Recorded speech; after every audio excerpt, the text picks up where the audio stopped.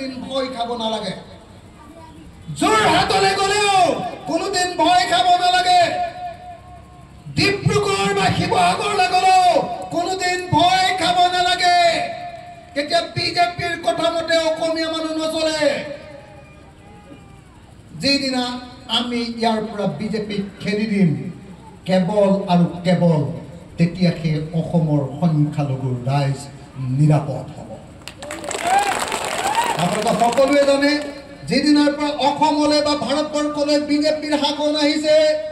সেইদিনাৰ পৰা কোনো সংখ্যালঘু মানুহে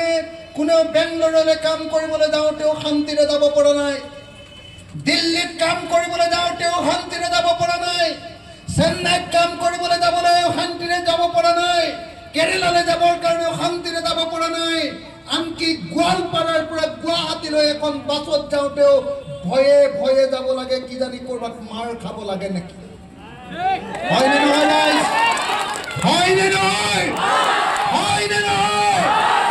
মুছলমান মানুহে নিজৰ শ্ৰম কৰি কষ্ট কৰি ভাত খায় কিন্তু নিজৰ শ্ৰম কৰি খোৱাৰ পাছতো নিজে কষ্ট কৰি খোৱাৰ পাছতো ৰাস্তাৰ কাম কৰি খোৱাৰ পাছতো বিল্ডিঙৰ কাম কৰি খোৱাৰ পাছতো খেতিৰ কাম কৰি খোৱাৰ পাছতো কিন্তু কেতিয়াও শান্তি জীয়াই থাকিবলৈ পোৱা নাই কেৱল তেওঁলোকৰ ধৰ্মীয় পৰিচয়টোৰ কাৰণে আমি এনেকুৱা এখন সমাজ বনাব লাগিব আমি এনেকুৱা এটা ৰাজনীতি ঘূৰাই আনিব লাগিব খতম যেতিয়ালৈকে নকৰিম হিমন্ত বিশ্ব শৰ্মাৰ ভাষা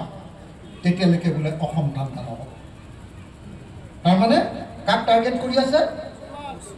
কৰি আছে আপোনালোকক হয়নে টাৰ্গেট কৰি আছে অসমৰ সংখ্যালঘু সমাজক টাৰ্গেট কৰি আছে বিজেপি আৰু হিমন্ত বিশ্ব শৰ্মাই আপোনালোকৰ মুছলমান সংখ্যালঘু ৰাইজক সকলো মানুহে জানে মই আপোনালোকক সুধিব খুজিছোঁ চব দেই বদৰুদ্দিন আজমল ডাঙৰীয়াই যদি গোটেই মুছলমানৰো ভোট পায় বোলে অকল বদৰুদ্দিন আজমলক বোলে অকল মুছলমানে গোটেই মুছলমানে দিলে আৰু বাকী কাকো দিয়া নাই তথাপিও বাৰু বদৰুদ্দিন আজমল ডাঙৰীয়াই কেতিয়াবা অসমৰ মুখ্যমন্ত্ৰী হ'ব পাৰিবনে পাৰিব নেকি কওক সিমানকেইখন চিটেই নাই অসমত যে মুছলমান গোটেই মুছলমান মানুহবিলাকে ভোট দি দিলেও অসমত চৰকাৰ গঠন কৰিব পৰাকৈ AIDFৰ কেতিয়াও শক্তি জীৱনত নহ'ব কিন্তু তাৰ পাছতো কেৱল দেখুৱাই থাকে যে বদৰুদ্দিন আহি আছে আৰু আজমল চাহেবৰ এনেকুৱা টেঙৰ বস্তু ঠিক ইলেকশ্যনৰ আগৰ আগে যাতে হিন্দু মুছলমানটো পুৰা হৈ যায় মুছলমান মানুহবিলাকে যাতে বদৰুদ্দিন আজমল চাহেবক ভোট দিয়ে আৰু বাকী ভোটবিলাক যাতে হিমন্ত বিশ্ব শৰ্মাৰ কাৰণে যায় সেইকাৰণে তেওঁ লগে লগে ইলেকশ্যন হোৱাৰ লগে লগে কৈ দিয়ে এইবাৰ আহি আছোঁ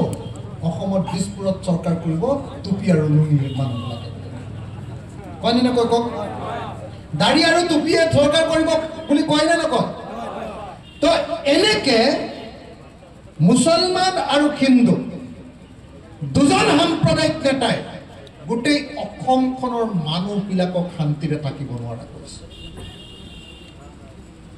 হয়নে নহয় ৰাইজ হয়নে নহয় আপোনালোকে যদি মুখেৰে মাত নামাতে তেতিয়াহ'লে এনেকে শুই থাকক আৰু হ'ব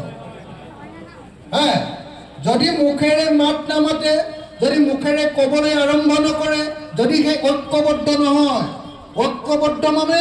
অকল মুছলমান মানুহকেইটা লগ হৈ মুছলমানক ভোট দি থাকিলেও কেতিয়াও নহ'ব একদম মূল সুঁতিৰ অসমীয়া মানুহক আপোনালোকে ভোট দিব লাগিব মূল সুঁতিৰ অসমীয়া মানুহ আজি অখিল গগৈ বুলি ক'লে আজি ৰাইজৰ দল বুলি ক'লে উজনি অসমত আমাক বাদ দি পৃথিৱীৰ কোনেও চৰকাৰ কৰিব নোৱাৰে গতিকে ৰাইজৰ দলৰ প্ৰতি যদি আপোনালোকে অলপো যদি মৰম নেদেখুৱায় তেতিয়াহ'লে আন যাকে ভোট দি দিয়ক লাগিলে আপোনালোকক সদায় বিদেশী বুলি কৈ থাকিব গতিকে একদম স্পষ্ট কথা মই আপোনালোকক ক'বলৈ আহিছোঁ কোনো লোকদাক নোহোৱাকৈ আপোনালোকক ক'বলৈ আহিছোঁ যদি সঁচাকৈ অসমৰ সংখ্যালঘু ৰাইজ শান্তিত থাকিব লাগে অসমৰ সংখ্যালঘু ৰাইজে অসমীয়া জাতিৰ লগত সম্পূৰ্ণৰূপে একলগ হৈ যাব লাগে কোনোদিন যদি সংখ্যালঘু ৰাইজে কেতিয়াও বিপদ আপদ নোহোৱাকৈ অসমত একদম এজন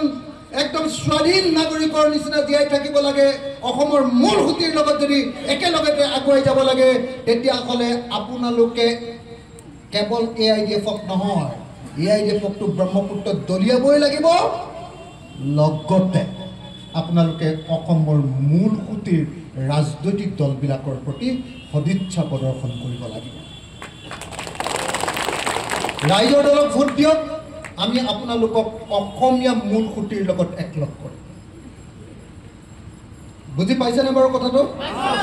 যদি সঁচাকৈ বুজি পাইছে, ৰাজনৈতিকভাৱে যদি বুজি পাইছে, তেতিয়াহ'লে এইটোৱে আটাইতকৈ তাৎপৰ্যপূৰ্ণ কথা যে অসমৰ মুছলমান সমাজে সিদ্ধান্ত ল'ব লাগিব যে তেওঁলোকে মুছলমানৰ নেতা AIDF-ক ভোট দিব নে তেওঁলোকে অসমীয়া জাতিক প্ৰতিনিধিত্ব কৰা,